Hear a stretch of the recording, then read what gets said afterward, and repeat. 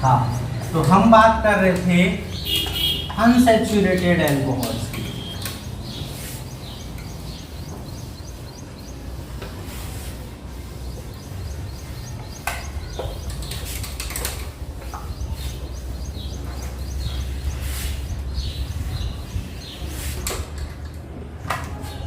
देखो क्या होता है,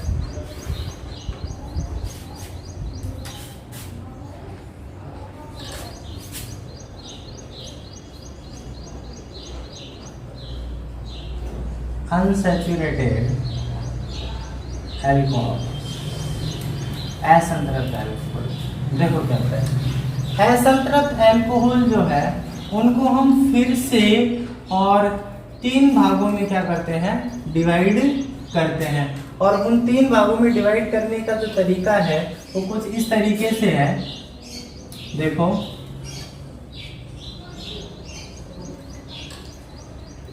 क्या कह रहा हूं,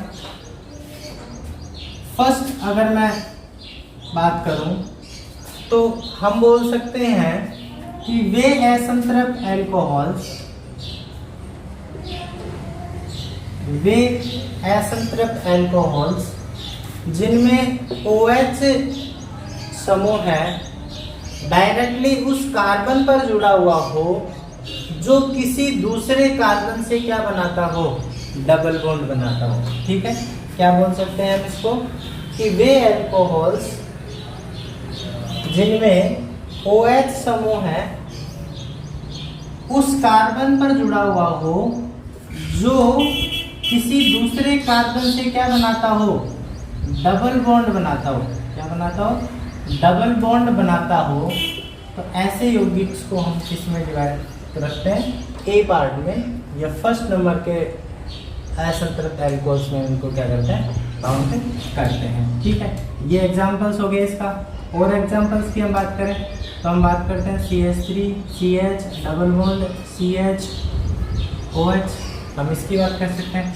इसमें भी जो है जिस कार्बन पर OH लगा हुआ है वो कार्बन किसी दूसरे कार्बन से क्या बना रहा है, डबल बॉन्ड बना रहा है। ठीक है, दूसरी अगर मैं बात करूं एल्कोहल्स की तो क्या कह सकता हूं कि वे एल्कोहल्स जिनमें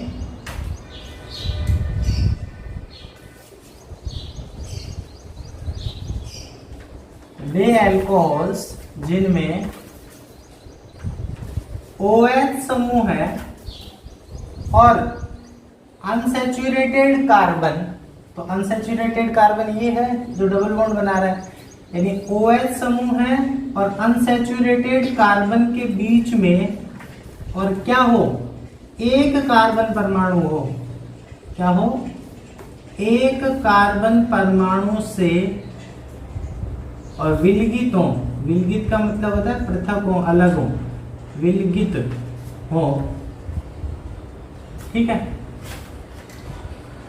यानी कार्बन जो डबल बॉन्ड बना रहा है वो और OH जो है उन दोनों के बीच में अगर एक कार्बन उपस्थित हो तो हम इनको सेकेंड टाइप के अनसैचुरेटेड एल्कोहल्स में क्या करते हैं, काउंट करते हैं।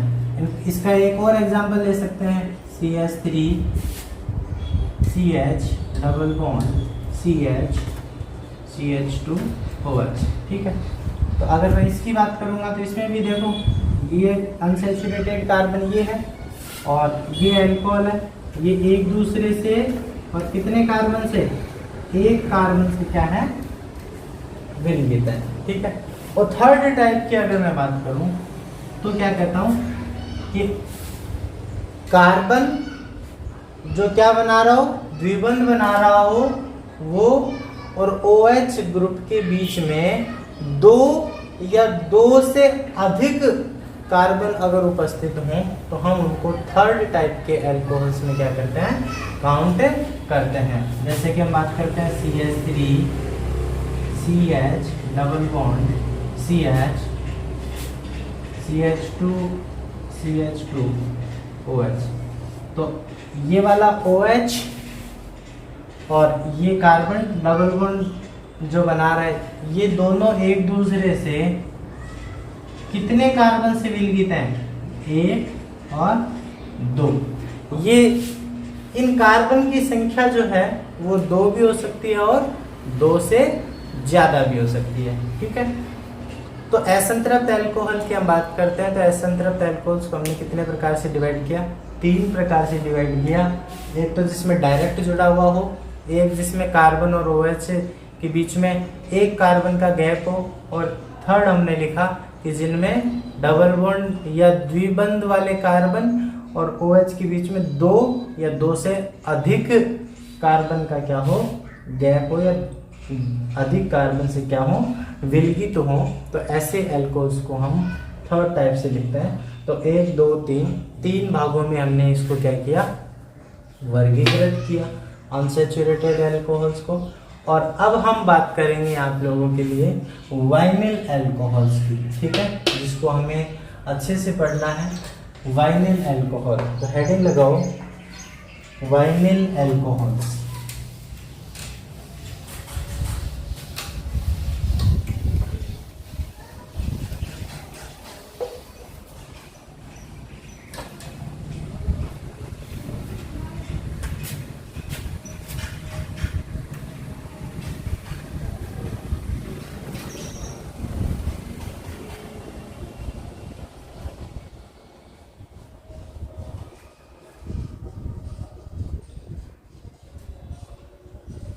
Vinyl alcohol.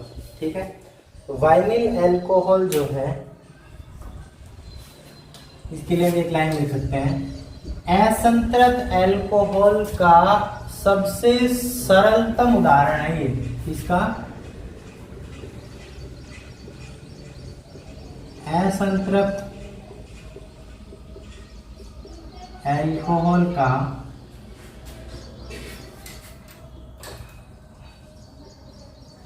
सबसे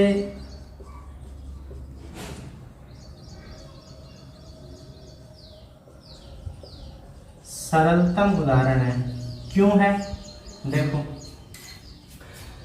भाई, असंतृप्त वर्ड जो आया तो उससे साफ साफ पता चल रहा है कि अल्कोहल में क्या होगा, डबल बॉन्ड होगा। क्या होगा? डबल बॉन्ड होगा। और डबल बॉन्ड बनाने के लिए कम से कम कितने कार्बन की आवश्यकता होती है? 2 कार्बन की आवश्यकता होती है। भाई एक कार्बन तो बना नहीं सकता डबल बॉन्ड। और अल्कोहल की मैं बात करूं तो डबल बॉन्ड ऑक्सीजन के साथ भी नहीं बन सकता। ठीक है, तो एक डबल बॉन्ड बनाने के लिए कम से कम कितने कार्बन की?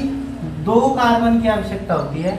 और वाइनिल अल्कोहल को अगर हम देखें तो इसमें कितने कार्बन है? सिर्फ 2 कार्बन है। यानी कि सबसे छोटा और सबसे सरलतम अगर कोई असंतृप्त अल्कोहल है तो वो क्या है? वाइनिल अल्कोहल है।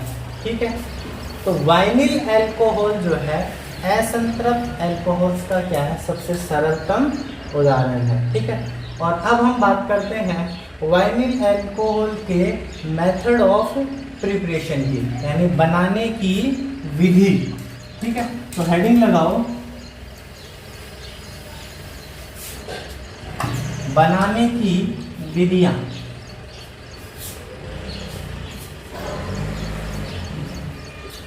बनाने की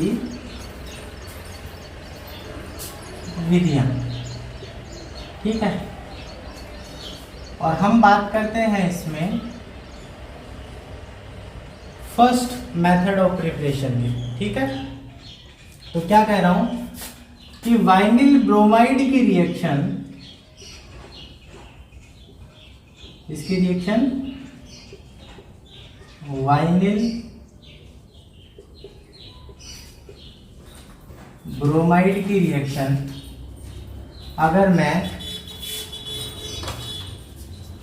सिल्वर हाइड्रोक्साइड के साथ कराऊं, सिल्वर ऑक्साइड भी बोल सकता हूं, सिल्वर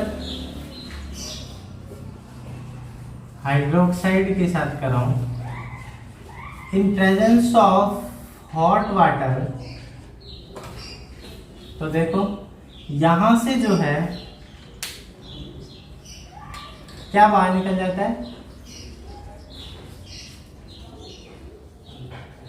सिल्वर ब्रोमाइड बाहर निकल जाता है, AgBr। और AgBr जैसे ही बाहर निकला तुरंत ब्रोमीन की जगह कौन आके जुड़ गया, OH आके जुड़ गया। तो ये बन गया वाइनिल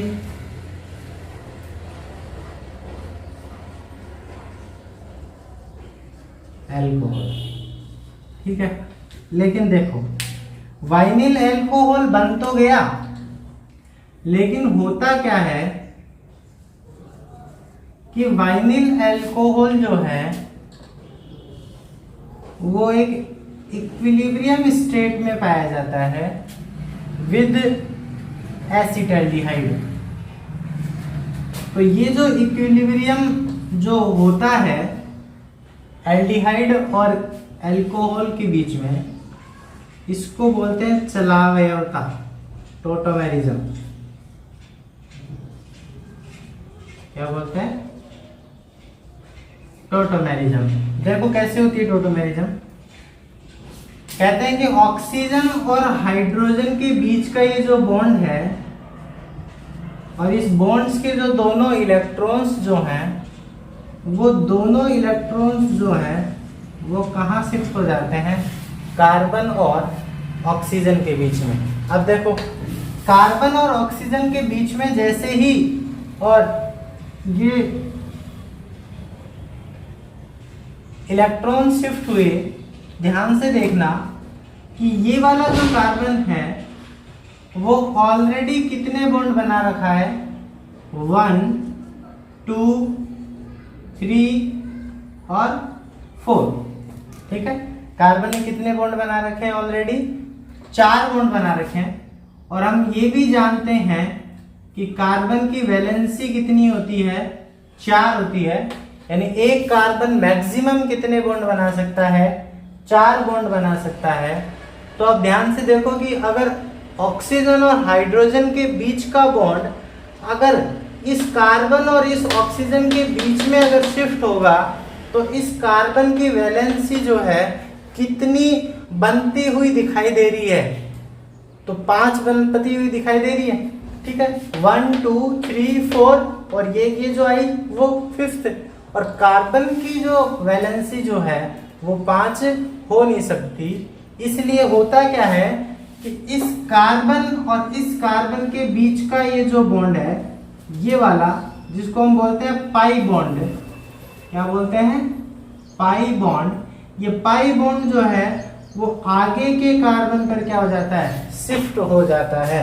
ठीक है, तो इस कार्बन पर जैसे ही पाई बॉन्ड गया, इस पर चार्ज कौन सा आ गया, नेगेटिव।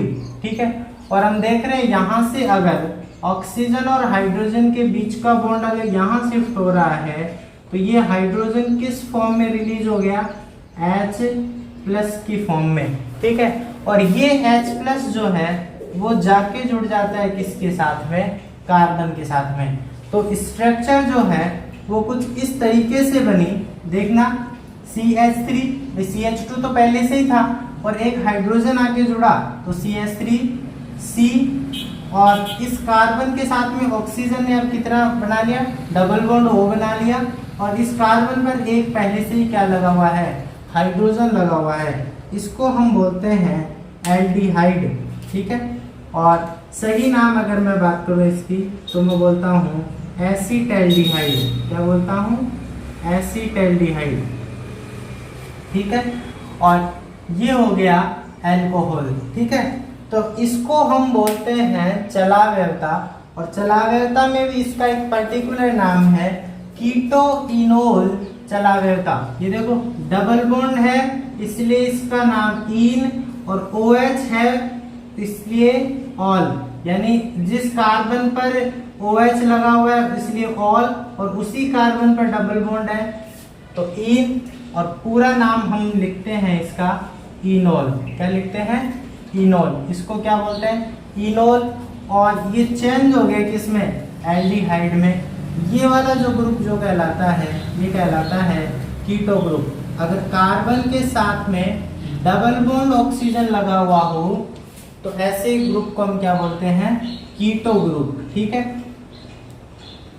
तो इस पूरी चलाव्यता का जो नाम हुआ वो हुआ कीटो इनोल चलाव्यता।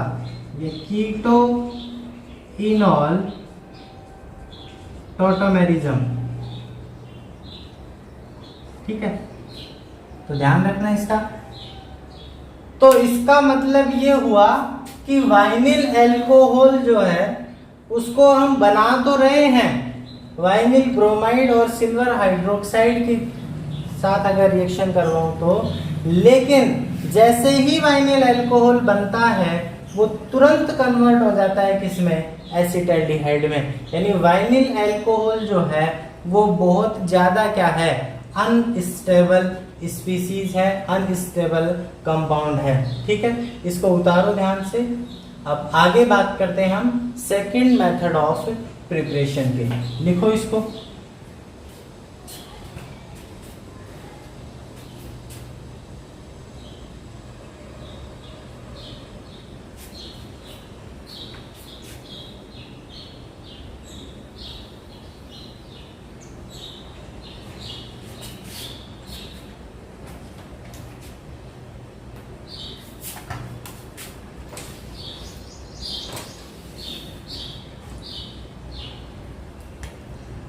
इसका नाम है एसिटाल्डिहाइड।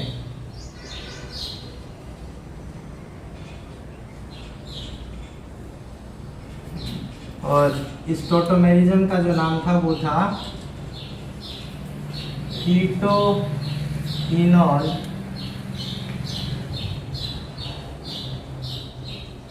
टॉटोमेरिज्म। कीटो इनोल चलाव्यता, हिंदी में लिखो तो कीटो इनोल चलाव्यता। ठीक है, सेकंड बात करते हैं हम method of preparation. Vinyl alcohol की बात कर रहे हैं हम, और सेकंड मेथड ऑफ प्रिपरेशन की बात करते हैं तो लिखो एसिटिलीन से।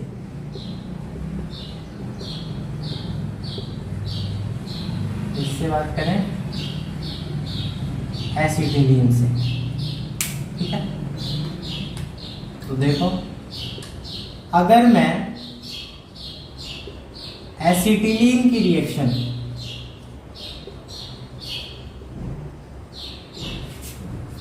किसके साथ कराऊं, H2SO4 HgSO4 के साथ हाइड्रोलाइसिस करवाऊं सल्फ्यूरिक अम्ल और मर्क्यूरिक सल्फेट के साथ में हम एसिटिलीन को क्या करवाएं, हाइड्रोलाइज करवाएं, जलयोजित करवाएं। तो एसिटिलीन के एक कार्बन पर तो हाइड्रोजन और दूसरे कार्बन पर क्या जुड़ जाता है, OH जुड़ जाता है। इनका काम क्या है, एक H और एक OH जोड़ने का काम है। और हम जानते हैं एसिटिलीन तो सिमेट्रिक है, इन किसी भी कार्बन पर हाइड्रोजन जोड़ दो कोई फर्क नहीं पड़ता।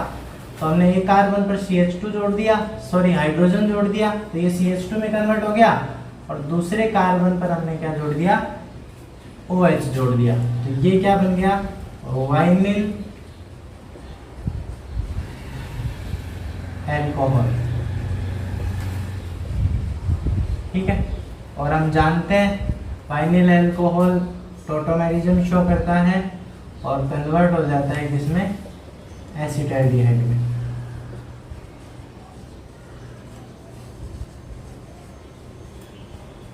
ठीक है, तो ये था second method of preparation with acetylene के साथ। ठीक है,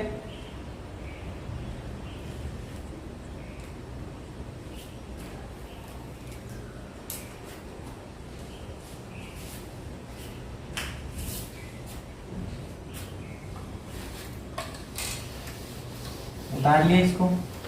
अब देखो एक वर्ड बार बार हम काम में ले रहे हैं, चलाव्यता। क्या काम में ले रहे हैं, चलाव्यता। देख लेते हैं इसको भी थोड़ा सा।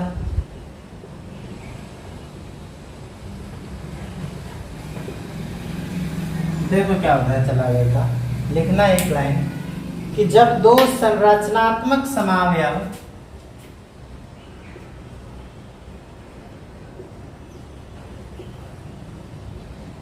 जब दो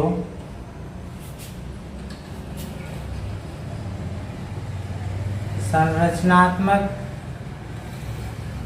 समावयव एक दूसरे के, देखो जब दो संरचनात्मक समावयव गतिक साम्य में हो, इसमें हो गतिक साम्य में हो तथा एक दूसरे में परिवर्तित हो सकते हैं,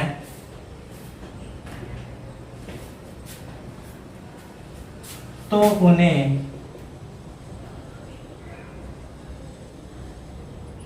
चलावयव कहा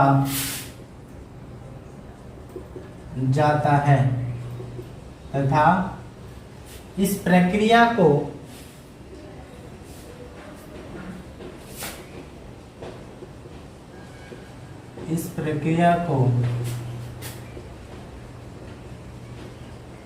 चलावयवता कहते हैं। यानी कि दो संरचनात्मक समावयव जो हैं वो गतिक साम्य में हो, हमने लिखा था ना इक्विलिब्रियम का ऐसे साइन लिखा था दोनों के बीच में, और एक दूसरे में क्या हो, इंटर कन्वर्टेबल हो, एक दूसरे में परिवर्तित हो, तो उन्हें चलावयव कहा जाता है। और इस पूरी प्रक्रिया को क्या कहा जाता है, चलावयवता कहा जाता है। ठीक है, देखो और एग्जाम्पल जो है हमने लिखा था कीटो इनोल टॉटोमेरिज्म के थ्रू हमने इसको समझाया। CH2 डबल बॉन्ड CHOH और ये यहाँ आ जाता है और ये आगे की तरफ शिफ्ट हो जाता है। इसको तो हमने बोला था इनोल, और ये कन्वर्ट हो जाता है किसमें, एल्डिहाइड में, जिसको हमने बोला था एसिटाल्डिहाइड। इसको बोलते हैं कीटो रूट, कीटो फॉर्म, और इसको बोलते हैं इनोल रूट, इनोल फॉर्म। ठीक है, तो एक इनोल फॉर्म हो गया और एक कीटो फॉर्म हो गया, और ये दोनों क्या है, गतिक साम्य में है, इक्विलिब्रियम में है, एक दूसरे में इंटर कन्वर्टेबल है। ये इसमें चेंज होता है तो ये इसमें चेंज होता है, लेकिन ध्यान रखना ये जो गतिक साम्य जो है वो कुछ इस तरीके से होता है कि इनोल फॉर्म जो है वो कीटो फॉर्म में ज्यादा कन्वर्ट होती है, जबकि कीटो फॉर्म इनोल फॉर्म में कम कन्वर्ट होती है। यानी कि ये जो साम्य जो है वो क्या है, पूरी तरीके से मतलब बिल्कुल इक्वल नहीं है। इनोल फॉर्म कीटो फॉर्म में ज्यादा कन्वर्ट हो रहा है, यानी ये वाला देखो हमने ये वाला साइन क्या लगाया, बड़ा लगाया, और जबकि ये वाला क्या लगाया, छोटा लगाया। दैट मीन्स कीटो फॉर्म तो इनोल फॉर्म में चेंज तो होता है लेकिन कम होता है, और इनोल फॉर्म जो है वो कीटो फॉर्म में क्या होता है, ज्यादा कन्वर्ट होता है। इसका कारण क्या है कि जो कीटो फॉर्म जो होती है वो मोर स्टेबल होती है बजाय किसके, इनोल फॉर्म के। ये क्या होता है, मोर स्टेबल होती है बजाय किसके, इनोल फॉर्म के। ठीक है, तो इसलिए कीटो फॉर्म जो है वो ज्यादा बनता है बजाय इनोल फॉर्म के।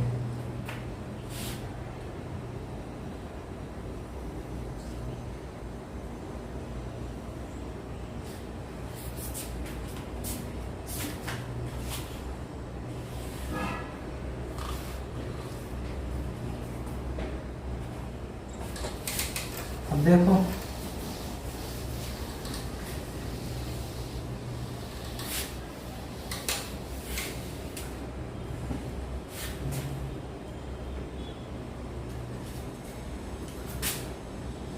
अगर हम इसकी क्रियाविधि की अगर हम बात करें तो क्रियाविधि जो कुछ इस तरीके से होगी, ध्यान रखना।